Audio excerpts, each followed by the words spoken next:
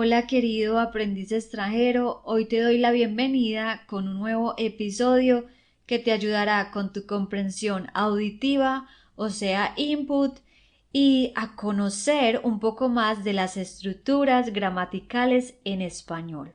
En este episodio escucharás una historia desde mi perspectiva en la que podrás conocer un poco de cómo y en qué situaciones se usa dos reglas gramaticales que a veces confunden a los aprendices de español, con el fin de que estas reglas gramaticales sean puestas en contexto por medio de una historia para que practiques. Al final del episodio encontrarás algunos ejemplos para que practiques con tus propias historias. En este episodio podrás elegir trabajar solo en tu comprensión auditiva o hacer la actividad completa escuchando el episodio hasta el final y creando tus propias oraciones usando estas dos reglas gramaticales. Así que sin más preámbulos, comencemos con este episodio. Hi dear foreign learner, today I welcome you with a new episode that will help you with your listening comprehension. It means input. And to know a little more about the grammatical structures in Spanish. In this episode, you will listen a story from my perspective in which you will learn a little bit about how and in which situations these two grammar rules are used that sometimes confuse Spanish learners. In order to put these grammar rules in context through this story for you to practice. At the end of the episode, you will find examples for you to practice with your own stories. In this episode, you can choose to work only on your listening comprehension or do the whole activity by listening and writing in the comments your own sentence using these two grammar rules. So without further ado, let's get started with this episode.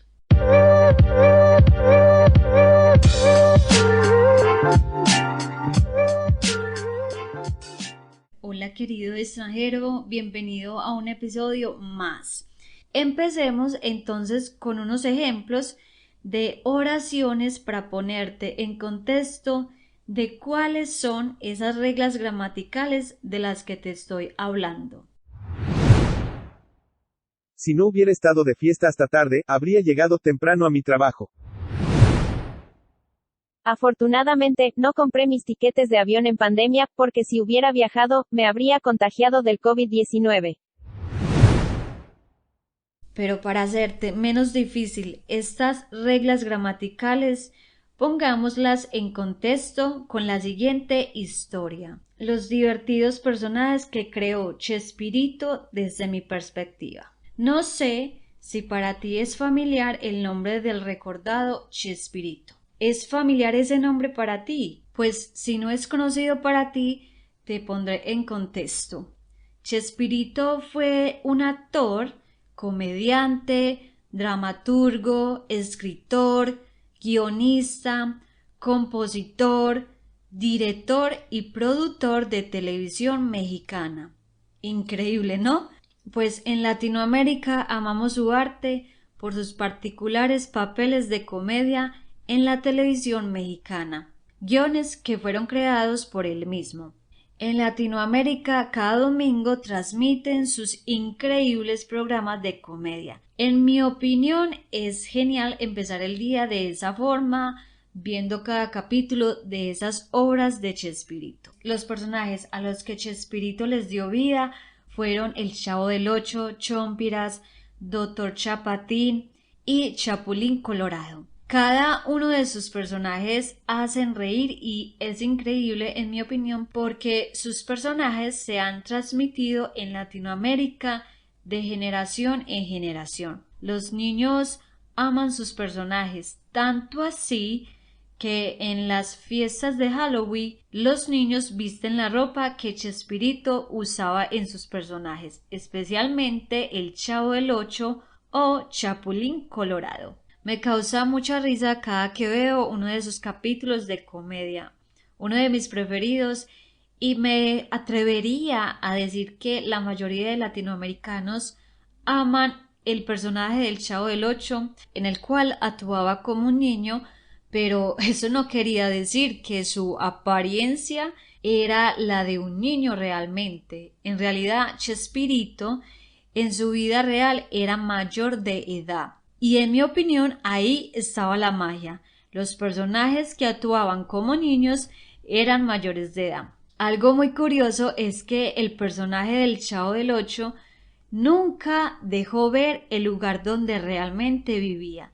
Siempre nos hizo creer a los televidentes y a sus mismos vecinos que vivía dentro de un barril. En mi opinión, aunque este programa tiene muchos años de antigüedad, es un increíble programa de comedia con actores mayores caracterizando a niños los cuales vivían en una vecindad. Si no sabes qué quiere decir la palabra vecindad, esta palabra habla de un conjunto de vecinos que viven en el mismo edificio. En esta vecindad vivía Kiko, la Chilindrina, don Ramón, doña Clotilde y doña Florinda, cada uno con increíbles personajes, aunque recuerdo esos momentos en los que el personaje de don Ramón ha hecho reír a mi familia y por supuesto incluyéndome a mí. Y te preguntarás por qué. El personaje de don Ramón era padre de la Chilindrina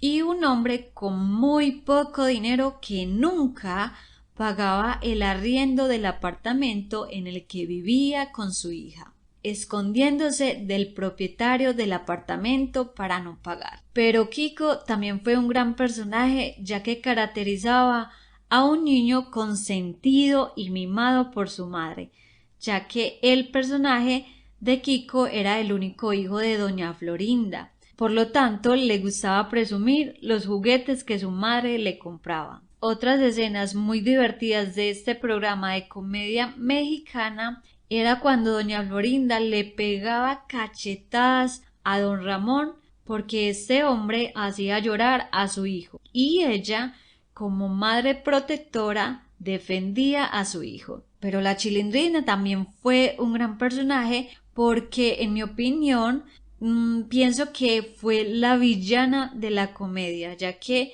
la Chilindrina era una niña que le gustaba hacer pelear a sus vecinos porque decía cosas que no eran ciertas de ellos. Pero en mi opinión, el personaje de la Chilindrina también ha impactado la vida de los latinoamericanos porque muchas mujeres o niñas han vestido estos particulares y divertidos atuendos de la Chilindrina.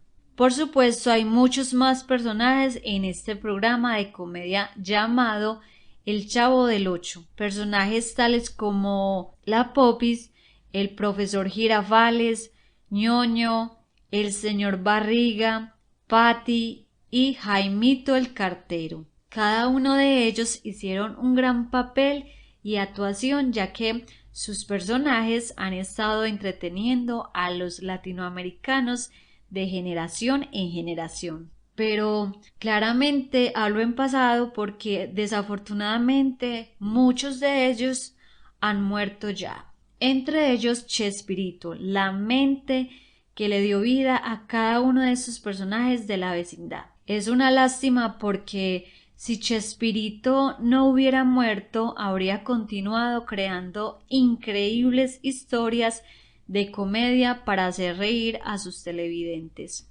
Algo que me causa curiosidad es si Kiko no hubiera sido el único hijo de doña Florinda, ¿cómo habría sido su comportamiento? Bueno, en realidad tengo muchas más preguntas en mi mente, como por ejemplo, si don Ramón hubiera tenido un trabajo estable, ¿él habría pagado el arriendo al propietario del apartamento? No sé, yo lo pondría en duda.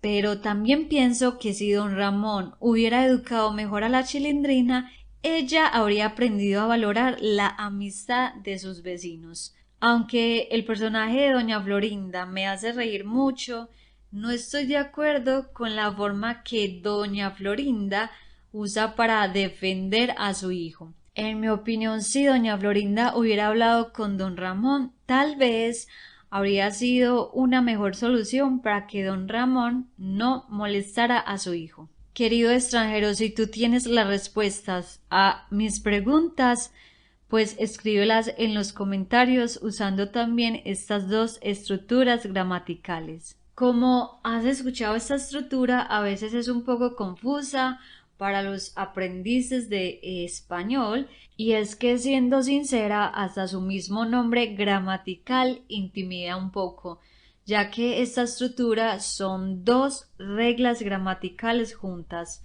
Pero ¿cómo se llaman cada una de estas dos reglas? La regla con la que empezamos la oración si no hubiera viajado se llama pluscuamperfecto del subjuntivo. Sí, es un nombre bastante largo. Y la segunda regla gramatical con la que se forma esta oración compuesta se llama condicional compuesto.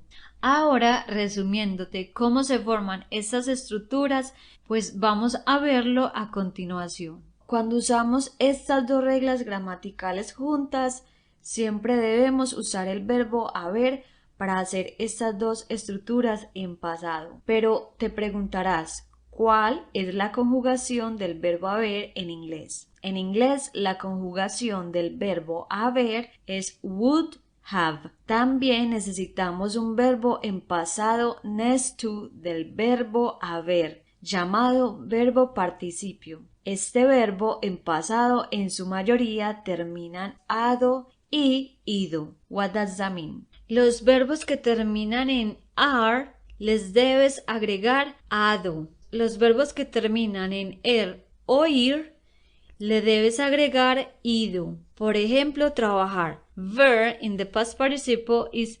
trabajado. O correr, corrido. O vivir, vivido. Y bueno, querido extranjero, así se forman estas dos reglas gramaticales, el verbo haber plus un verbo en pasado participio. Si el Chavo del Ocho hubiera mostrado su casa, nosotros no habríamos estado confundidos ahora. Si doña Florinda se hubiera casado con el profesor Girafales, no habría sido tan malhumorada.